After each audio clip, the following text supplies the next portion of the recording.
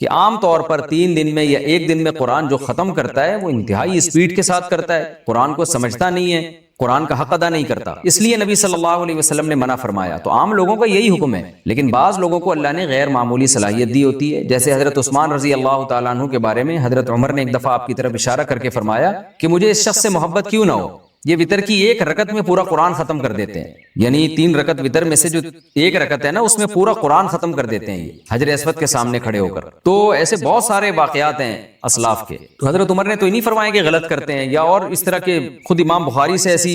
ان کی عبادت کی کثرت منقول ہے۔ تو بعض لوگوں کو اللہ تعالیٰ نے غیر معمولی صلاحیت دی ہے، وہ 1 رات میں بھی سمجھ کے قرآن ختم کر لیتے ہیں، وہ 1 دن میں بھی قرآن کو سمجھ کے ختم کر لیتے ہیں، ان کے اندر غیر معمولی صلاحیت ہوتی ہے، تو ان لوگوں کے لیے یہ حدیث نہیں ہے۔ اور بعض لوگوں کے طور پر بطور کرامت کے اللہ تعالیٰ وقت کو لمبا کر دیتے ہیں، ایسے بھی بزرگوں کے بہت واقعات ہیں کہ کرامت کے طور پر اللہ نے ان کے 1 دن کو لمبا کر دیا۔ تو کرامت اللہ کی ایک قدرت ہے، اللہ تعالیٰ کسی کے حق میں بھی کچھ بھی کر سکتے ہیں، تو بہت سارے یہ واقعات مستند ذرائع سے ثابت ہیں، اس لیے عام لوگوں کے لیے تو یہی حکم ہے کہ اتنی اسپیڈ میں نہ پڑے وہ، کہ سمجھ ہی نہ آئے کیا کر رہے ہیں، اور پھر دماغ بھی انسان کا خراب ہونے لگتا ہے اس سے، تو عام لوگوں کے لیے یہی حکم ہے۔ لیکن اللہ نے کسی کو غیر معمولی صلاحیت دی ہو، قرآن سے غیر معمولی محبت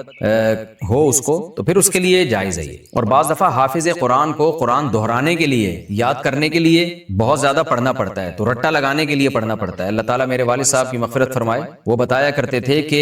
جب وہ جہاز پہ ہوتے تھے، پاکستان نیوی میں تھے، وہ کہتے ہیں شپ پہ جب ہم ہوتے تھے سفر میں، تو میں بعض دفعہ فارغ ہوتا تھا تو روزانہ 1 قرآن میں ختم کرتا تھا، اور 30 دن تک انہوں نے 30 قرآن پھر ختم کیے اس طریقے سے۔ تو اگر کسی کے اندر صلاحیت ہے اور کسی کو اللہ نے قوت دی ہے، جذبہ دیا ہے، تو اس میں کوئی حرج نہیں ہے، لیکن عام حکم عام لوگوں کے لیے یہی ہے کہ وہ اتنی جلدی قرآن ختم نہ کریں، 3 دن سے کم از کم زیادہ اس کو کریں تاکہ اس کو صحیح طرح سے پڑھا جا سکے، اس کو سمجھا جا سکے۔ قرآن کی تلاوت کیسے کریں؟ عدنان صاحب گجرات سے پوچھتے ہیں، قرآن مجید کی تلاوت تیز رفتار میں کی جائے یا دھیمی رفتار میں؟ اگر تیز رفتار میں کی جائے تو کم وقت میں زیادہ تلاوت ہو جاتی ہے، نیز آواز تیز ہو یا کم ہو۔ عدنان بھائی، خواتین اگر تلاوت کریں تو ان کو تو دھیمی آواز سے کرنی چاہیے، اونچی آواز سے نہیں کرنی چاہیے۔ مرد اگر تلاوت کرے تو اونچی آواز سے تلاوت کرنی چاہیے، اتنی اونچی نہ ہو کہ لوگ ڈسٹرب ہونا شروع ہو جائیں، گھر کے افراد پریشان ہوں، لیکن اس کی بڑی برکت ہوتی ہے گھر میں جب اونچی آواز سے تلاوت ہوتی ہے، تو حدیث سے یہ بات ثابت ہے کہ اس سے شیاطین کے اثرات گھر میں ختم ہوتے ہیں، فرشتے اس تلاوت کو سنتے ہیں، اس سے برکتیں ہوتی ہیں۔ اور ویسے بھی ہمیں یاد ہے ہمارے والد صاحب جب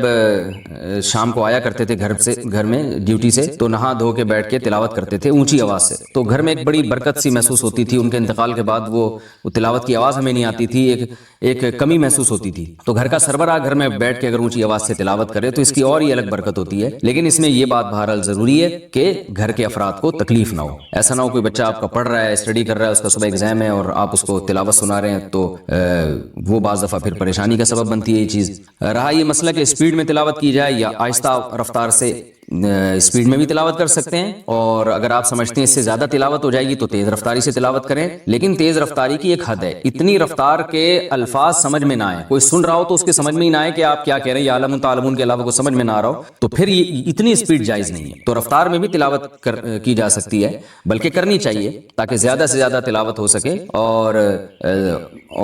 اس رفتار میں تجوید کے قواعد کا خیال کرنا چاہیے۔ ہاں اگر سمجھ کے قرآن پڑھ رہے ہیں، آپ کو عربی آتی ہے ماشاءاللہ، تو پھر اتنی اسپیڈ ہو کہ آپ کو یہ پتہ بھی چلے کہ آپ یعنی مفہوم کی طرف بھی آپ کی توجہ جائے۔ اتنی زیادہ اسپیڈ کر لینا کہ مفہوم ہی سمجھ میں نہ آ رہا ہو آپ کے، تو بھی غلط ہے۔ تو اگر قرآن سمجھ کے پڑھیں گے تو پھر اتنی رفتار ہونی چاہیے کہ آپ کو ایک ایک آیت پہ غور کرنے کا موقع ملے۔ نماز کے ممنوع اوقات کون کون سے ہیں؟ نفل نماز کے ممنوع اوقات کون کون سے ہیں؟ طاہر انصاری فرانس سے۔ دیکھیں نماز کے جو ممنوع اوقات ہیں، ایک تو یہ ہے کہ سورج کا ذرا سا کنارہ نکل جائے، یعنی جب فجر کی نماز قضا ہوتی ہے نا، جس ٹائم پہ سورج ذرا سا نکل جائے تو اب مکروہ وقت شروع ہو گیا، جب تک کہ وہ ایک نیزے تک نہیں پہنچ جاتا، یعنی اس اتنا بلند نہ ہو جائے کہ اس کی میں جو ہے نا تھوڑی سی چمک پیدا ہو جائے، جو پاکستان اور ہندوستان میں تقریباً 15 سے 20 منٹ کا ٹائم ہوتا ہے یہ، اور دوسرے ملکوں میں زیادہ بھی ہو سکتا ہے، ناروے میں ہو سکتا ہے بہت ہی زیادہ ہو، لیکن وہاں کے حکام الگ ہیں۔ تو یعنی سورج میں تھوڑی سی تیزی پیدا ہو جائے تو اس وقت پھر آپ نماز پڑھ سکتے ہیں۔ دوسرا مکروہ وقت ہے جب سورج بالکل سر پہ پہنچ جائے، جس کو زوال کا وقت کہتے ہیں، تو یہ تقریباً 10 منٹ کا ہے، یعنی اگر ٹائم لکھا ہے نا زوال کا وقت 12:30 تو سمجھ لیں کہ 12:25 سے 12:35 تک مکروہ وقت ہے، یعنی 5 منٹ پہلے اور 5 منٹ بعد میں۔ اور جب سورج غروب ہونے لگتا ہے تو جب